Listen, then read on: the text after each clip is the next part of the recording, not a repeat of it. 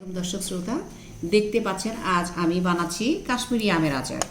এই কাশ্মীরি আমের আচারের কাহিনী আছে। এটা আমি গ্রাম থেকে এনেছিলাম, আমার বাবা বাড়ি থেকে এনেছিলাম সেই জুন মাসে।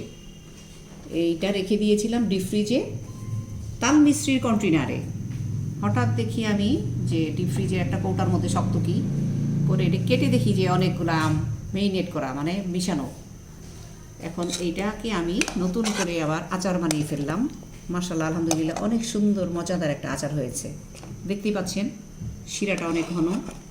আচার একদম কাশ্মীরি আচার যেমন হবে মিষ্টি তেমন হবে ঝাল। এটা হলো আচারের বৈশিষ্ট্য। অবশ্য আমি ঝোল ঢেলে ফেলেছি। এই যে ঝোল আচারের, এটা ভাতের পাতে ডালের সাথে খুবই মজাদার। ডালের সাথে মিশিয়ে মিশিয়ে আমরা এটা খাই।